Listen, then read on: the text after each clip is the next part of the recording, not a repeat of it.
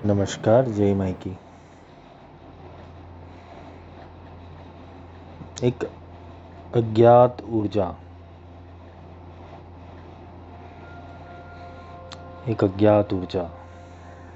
जो हमेशा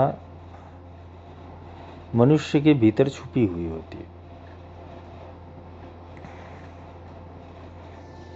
वो अज्ञात ऊर्जा का कार्य तब शुरू होता है कि जब तुम जीवन के उस पड़ाव के ऊपर आ जाओ कि जहां तुम्हारी सही और गलत की सोच खत्म हो जाए।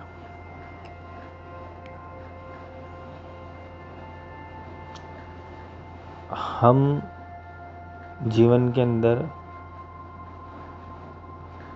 गलतियां यहाँ करते हैं कि हम वो अज्ञात ऊर्जा जब आती है जीवन में तो हम उसके पीछे नहीं जाते।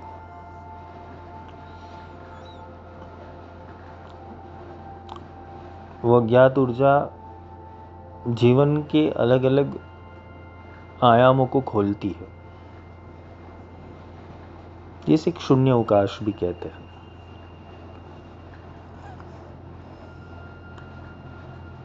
मनुष्य का शून्य होना, मनुष्य का अज्ञात होना और मनुष्य का मृत्यु से परे चिंतन होना, मनुष्य का शरीर के बाहर चिंतन होना, मनुष्य का मन और बुद्धि से परे चिंतन होना,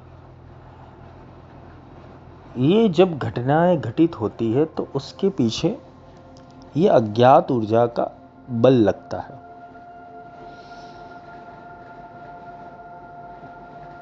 यहां शक्तियां सारी सुषुप्त हो जाती। यहां कोई शक्तिमान नहीं है, यहां कोई ज्ञान भी नहीं है, यहां विज्ञान भी नहीं है, यहां अध्यात्म भी नहीं है। तो सोचो, ज्ञान भी नहीं है, विज्ञान भी नहीं है, आध्यात्म नहीं है, तो ये है क्या? एक आनंद जन्य परिस्थिति और एक विषाद जन्य परिस्थिति, इसके बीच में तुम होते हो।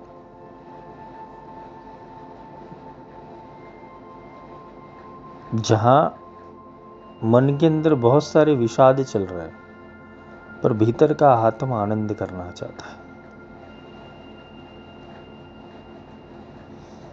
और वो आनंद करना चाहता है लेकिन हम आनंद दे नहीं पाते, और विषाद करना चाहता है पर हम विषाद में जाना नहीं चाहते। बहुत बड़ी विडंबना होती है परिस्थिति के अंदर,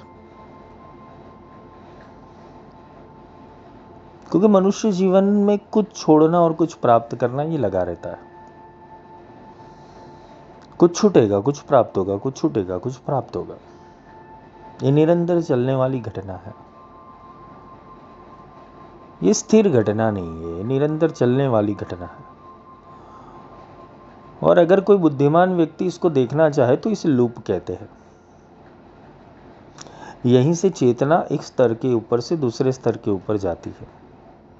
यहाँ वो अपने आयाम बदलती है, यहाँ पर वो अपना परिवर्तन करती है, रूपांतरण करती है। इसे पॉज की स्थिति बोलते हैं लाइफ में, और ये पॉज जरूरी है। कभी कभी साधक जो होता है, जो साधना मार्ग में होता है या कोई आध्यात्म की खोज में होता है, उसके जीवन में कभी कभी समय रुक जाएगा,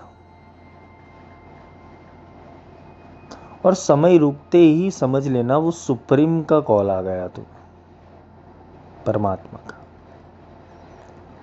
और परमात्मा का कॉल आते आते वक्त तुम्हारे जीवन के अंदर ऐसी घटनाओं का निर्माण हो जाएगा कि जहां तुम ना इधर के रहोगे ना उधर के रहोगे। ना तुम जीवन ठीक ढंग से जी पाओगे, ना मृत्यु के परे की सोच देख पाओगे। तुम एक असमंजस स्थिति के अंदर आ जाओगे। यहाँ पर अगर मैं मनुष्य के मन की रोगों की बात करूं तो यहाँ पर एंजाइटी, डिप्रेशन, फोबिया, बहुत सारे प्रकार की मानसिक विकृति यहाँ जन्म ले लेती है, क्योंकि वो अज्ञात को समझ नहीं पा रहा है। उसका कॉलिंग कुछ अलग है और वो चाहता कुछ अलग है।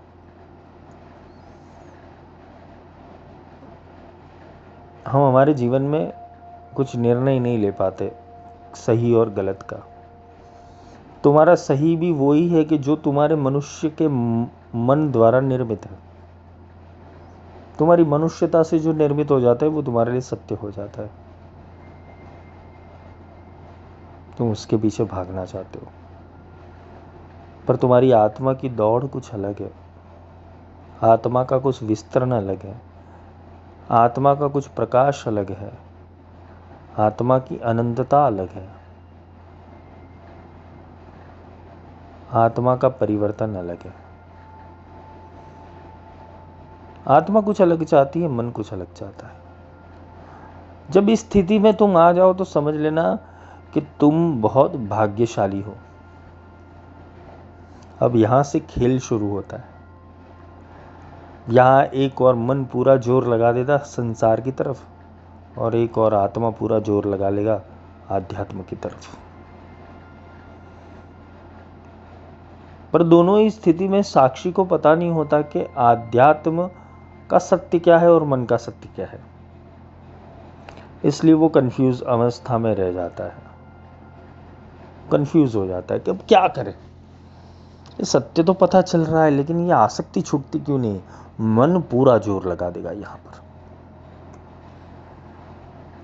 मन ऐसा जोर लगाएगा कि तुम्हें तोड़ के रख देगा। आध्यात्म जोर नहीं लगाएगा। आध्यात्म की और तुम्हारी दृष्टि जाएगी। आध्यात्म तुम्हें छोड़ेगा नहीं, आध्यात्म सिर्फ पकड़ के रखेगा। जैसे भगवान श्री कृष्ण ने गोवर्धन लीला की थी। उन्होंने बहुत प्रयास नहीं किया था गोवर्धन उठाने का, वो तो अपनी बोलते ना कि छोटी सी उंगली के ऊपर गोवर्धन को धारण कर दिया था। वैसी परिस्थिति तुम्हारी आ जाएगी, वहां गोवर्धन लीला याद रखना। तुम्हें अपने मन को केवल एक छोटी सी उंगली के ऊपर उठा लेना है। वो बहुत चित्र दिखाएगा, बहुत चित्र विचित्र, बहुत सारी घटनाएं, भूत और भविष्य की बहुत सारी घटनाएं। तुम्हारा मनुष्य स्वभाव, मनुष्यता में क्या होता है, मनुष्य के आगे पीछे क्या होता है, मनुष्य संभावनाएं क्या होती है, कैसे जीवन जीना चाहिए, कैसे जीवन नहीं जीना चाहिए, आगे क्या होगा, पीछे क्या होगा। तुम्हारे सामने इतनी सारी स्टोरीज मन लेके आएगा। समझ लेना मन का पैटर्न है ये। और मन ज़्यादा जोर लगाए, समझ लेना मन तुम्हें फंसाना चाहता है। और मन इस तरीके से उलझा देगा कि तुम्हारे जितने भी पड़े हुए अंदर भीतर के संस्कार है बाहर निकाल के रहेगा। तुम समझ ही नहीं पाओगे सत्य क्या है। मन अपने सत्य फ्लैश के ऊपर फ्लैश देता जाएगा। मन का काम है तुम्हें फ्लैश देना। फ्लैश क्या है? यानी कल्पना देना। तुम्हें अपने एथिक्स बताएगा, प्रिंसिपल बताएगा, तुम्हें घटनाएं बताएगा, तुम्हें सत्य असत्य से परिचित करवाएगा, तुम्हें तुम्हारे डर के सामने ले आएगा। तुम जिस चीज़ों को बहुत संभाल के चले हो वो चीज़ों को सामने ले जाएगा, तुम्हारे बलिदान को सामने ले आएगा, तुम्हारे यश को सामने ले आएगा, तुम्हारे स्वभाव को सामने ले आएगा। मन बहुत सारी फ्लैशेस एक साथ में दे देगा तुम्हें। और यहाँ अध्यात्म केवल उंगली के ऊपर गोवर्धन को धारण किए हुए बैठा होगा। भगवान बोलेगा चिंता मत कर, मैं उठा लूंगा तुझे। मैं ये मन को सिर्फ एक उंगली से उठा सकता हूं, लेकिन तुम्हारा संकल्प होना चाहिए। वहां कार्य होता है गुरु का। अगर तुमने अपने गोवर्धन को गुरु को समर्पित कर दिया तो गुरु तो केवल अपनी छोटी सी उंगली से उसे उठाकर फेंक देंगे। तुम्हारे संकल्पों में इतना बल नहीं है, तुम कोशिश भी मत करो।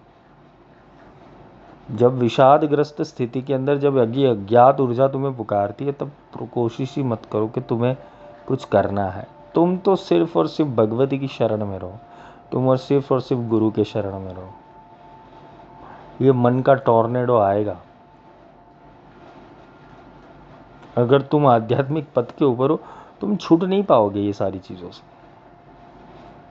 तुम जिस सुख की आकांक्षा कर रहे हो, वो सुख के पास पीछे बहुत बड़ा दुख पड़ा हुआ है,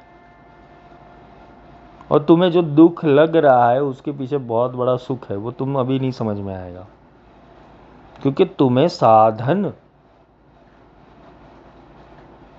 और साधन के उपलक्ष्य साधना, इसका ज्ञात नहीं है तुम्हें, इसलिए वो अज्ञात आ जाता है, रोकेगा तुम्हें। तुम्हारे पास करोड़ों की मिल्कत होगी, तब भी तुम विषाद में रहोगे। तुम्हारे पास सब कुछ होगा, फिर भी तुम विषाद में रहोगे। तुम्हारा सब सही भी चल रहा होगा, तब भी तुम विषाद में रहोगे। वो विषाद और कुछ नहीं, मन का एक प्रोग्राम है।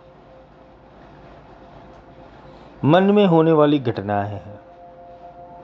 मन से वो बुद्धि में आती है, बुद्धि से वो इंद्रिय में आती है, इंद्रिय से वो जिह्वा के ऊपर है, जिह्वा के बाद वो शब्द के ऊपर आती है, शब्द से वो कर्म के ऊपर आती है। वो विषाद कर्म करवा देगा तुमसे, भटका देगा तुम। और समझ लेना, ये विषाद अगर कर्म में उतर गया तो उस दिन से तुम अपने काल चक्र से बहुत दूर फेंके जाओगे, और इतने दूर फेंके जाओगे कि तुम्हारा जो ये विषाद के पीछे की अज्ञात ऊर्जा है, उसे तुम कभी भी नहीं समझ पाओगे। अगर तुम डिप्रेशन के अंदर हो, अगर तुम एंजाइटी के अंदर हो, अगर तुम मन के प्रोग्रामिंग के अंदर हो, डर के अंदर हो, संक्षोभ के अंदर हो, कॉन्ग्रेचुलेशन, तुम परमात्मा के करीब हो। क्योंकि अर्जुन का मन विषाद में आया, तभी तो गीता उतरी, ये हम भूल जाते। भगवती पार्वती की चिंतन जब अवस्था पैदा हुई, तभी तो शिव बोले।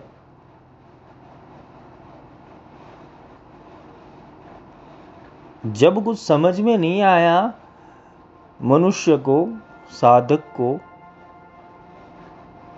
या देवताओं को, तभी तो कुछ सामने आया। समझ में नहीं आया तो सामने आया, समझ में आ गया तो सामने कहाँ आएगा? वो तो तुम ही सत्य हो गए। तो समझ में नहीं आ रहा है, तभी वो परमात्मा सामने आता है। बस देखने की दृष्टि बदलने की जरूरत है। परिवर्तन संसार का नियम है। हम परिवर्तन चाहते, लेकिन खुद में परिवर्तन करना नहीं चाहते। हम उन चीज़ों के डर को समाप्ति नहीं करना चाहते जो हमारे अंदर उत्पन्न हो रहा है। तुम्हारा मन तुम्हें हर एक चीज़ों के ऊपर डराता रहता है, तुम्हें अज्ञात भय में डालता रहेगा, तुम्हें भूतकाल के भय में, भविष्य काल के भय में डालता रहेगा, चक्र चलाता रहेगा वो। तुम लोगों से डर जाओगे, तुम परिस्थितियों से डर जाओगे, तुम अपने मन से डर जाओगे, शरीर से डर जाओगे, तुम अलग अलग चीज़ों से डरते ही रहोगे। और ये डर कभी समाप्त नहीं होने वाला, क्योंकि मन को एक ही काम है। मन को अगर अपनी बात मनवानी हो तो तुम्हारे अंदर डर और संशय डाल देगा।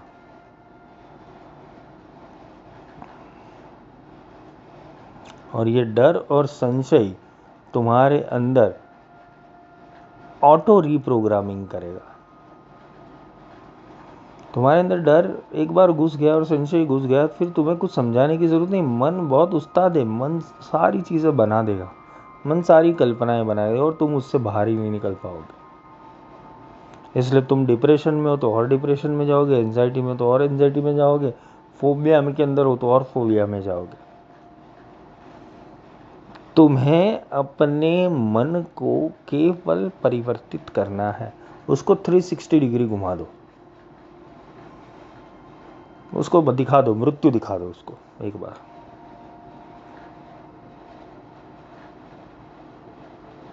अगर मन तुम्हें अलग अलग प्रश्न करता रहता है तो मन को सही प्रश्न करना सीखो। मैंने किसी लेक्चर में तो बोला हुआ है ये चीज़ कि मन को प्रश्न करना सीखो। हाँ चल भाई, तू सत्य बता कि सत्य क्या है। मन भी ज्ञानी है, मन भी चतुर है, ऐसा नहीं है कि मन जैसा तैसा है। मन तुम्हें बता देगा तुम ही भगवान हो, तुम ही सत्य हो, तुम्हारे अंदर सत्य बताए, तुम्हें सत्य खोजने की कहाँ ज़रूरत है। और तुम्हें अलग अलग चैनल में ले जाएगा। अरे देख लेंगे, जो होगा सो देखा जाएगा। अरे चिंता मत कर, मैं बैठा हूँ ना तेरे साथ। ये मन भी भगवान होकर तुम्हारे अंदर बोलेगा, इससे दूर रहना। और इससे दूर हो गए तो समझ लेना तुम अज्ञात ऊर्जा के पीछे जाओगे और अज्ञात तुम्हें मिल जाएगा। और ये अज्ञात मिलने के ऊपर ही तुम्हारे जीवन में परिवर्तन आएगा। तुम चुटकी बजाते सारी चीज़ों से निकल जाओगे। भय भ्रांति स्तुति लज्जा निंदा जीव धर्म, जामे ये पंच गए वही निज पद धर्म। इतना समझ लेना। अज्ञात ऊर्जा जब आए, कॉलिंग आए, बैठ जाना कॉलिंग के अंदर, बहुत कुछ मिल जाएगा। भय को दूर कर देना, भैरव हो जाओगे। जय माई की।